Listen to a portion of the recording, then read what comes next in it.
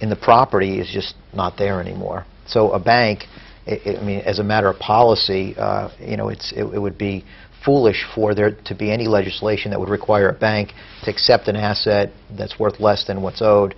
How is it that this person, and the sad part is, most of these people got into this mess in the first place because they couldn't afford to make the payments, and you don't want to set people up for failure. Right. And what you could be doing is, you know, putting a Band-Aid. So there is a formula. I don't know if you know the specific formula, Susan, but I know that there is some formula that they look at to determine whether somebody qualifies in terms of the value of the house and what the mortgage amount is, and whether or not they got the ability to make payments. You do have to fill out some forms in terms of your financial status at the time that you're trying to get into this modification program or some forbearance agreement, and the financial statement will bear out whether there's something they can do for you.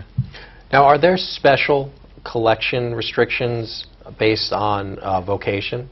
In other words, say if someone's serving in the United States military, do they have special privileges if they're overseas and their family's having difficulty because, you know, the mother or father is serving?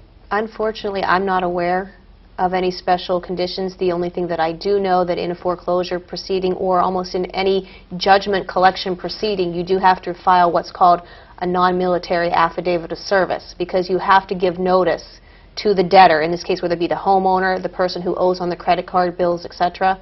They have to have received notice that they are being sued for a collection or a foreclosure. And if you don't receive that notice, you can't proceed at least to get the judgment where you can place a lien on their house, their bank accounts, those type of things, and it's called a non-military affidavit of service. Other than that, I'm not aware of any special circumstances that if you are in the military, you're giving a little bit more of a leeway because you are serving the country. And you would hope that they would. You would think. But, you know, if they can't affect service of process, Right. that's a requirement in any lawsuit, as you Tell know. us what that is. Service of process is when a complaint is prepared and they have to physically serve the person by sending out a process server who delivers it to the person, and, you know, they could drop it at their feet or whatever, or they could ask the person to come to a certain place and acknowledge service. They could actually sign a document saying, I've acknowledged service. So if they can't effectuate service because somebody's in the military, generally it's going to be very difficult to proceed with that suit. If it's somebody who's not in the military, just an individual like you or I, what you could do is a service by publication. If you can't find the person after a diligent inquiry, which is, you know, an internet search, a postal search, a DMV search, you would be able to serve them by publication by putting it in the newspaper. You have to get permission from the court to do that. So I agree with Susan. Yeah, if you can't fill out that affidavit of non-military service, that means you're certifying that you know this person isn't in the military. And there's actually a service that you can find that out. And I think it's a $5 fee or something like that, Right. and they tell you if that individual is in the service. If that individual is in the service, well, then you can't sign that affidavit of non-military service. And that person might be over in Iraq, and I think you'd certainly buy some time until Right. at some point that individual comes back. So we've talked about the debt consolidation, and we've talked about mortgage modification and forbearance, credit counseling, new mediation laws. What else would you like to share with our audience for those who are struggling financially right now and who are thinking about what they can do either proactively on their own or in preparation to meet with a professional? You know, I think one of the key things to do, especially if your home is at risk, too many people, if they can't pay the mortgage, they spend that mortgage payment. And banks will not accept a lesser payment. For example, if your monthly mortgage payment is $2,000, but for circumstances beyond whatever means or whatever reason, you can only afford a $1,500 payment on the mortgage, the bank won't accept less. So what I'm finding out is that that $1,500 is going unaccounted for by many people.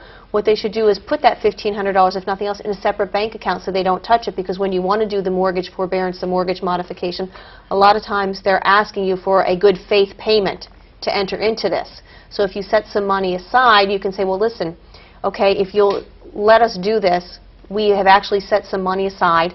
We'll give you X number of dollars, maybe it's 3 or 4 payments of partial mortgage payments to induce them. So they take that, they put it towards the principal, and then they'll enter into the mortgage modification agreement or work with you in some other form to modify your agreement. So don't just not pay the bills and go forward on all the luxuries, the vacations, the things for the children.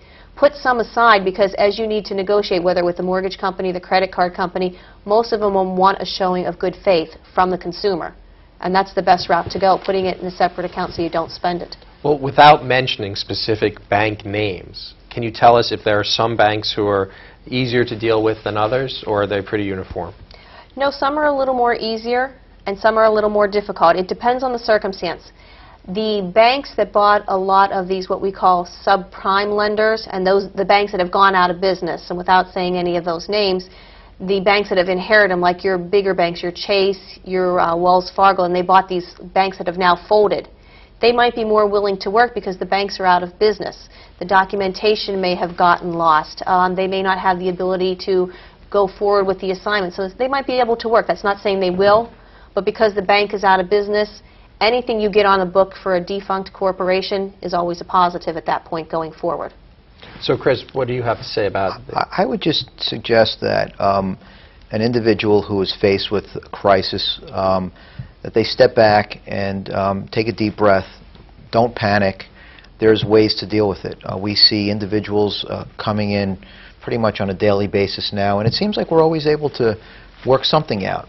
And there is an alternative. I mean, if all else fails, our goal always is to exhaust all avenues of trying to satisfy the creditors in some way to preserve the individual's credit, and so that they could get credit in the future. A lot of people are very concerned about that. If we exhaust all those measures of trying to satisfy the creditors and trying to work deals, and there's no way out, there's bankruptcy. We recommend bankruptcy as a last resort, and an individual who just can't get out from under could take advantage of the bankruptcy laws. And that's a way, as a last resort, to get a fresh start. And that will be a topic for another show. Chris, thanks so much for joining us today. Hey, thanks I for greatly having me, appreciate Dan. it. Susan, Thank you, Dan. I It was a appreciate pleasure. And thank you for tuning in to Law Talk Today. I'm Dan Agatino, your host.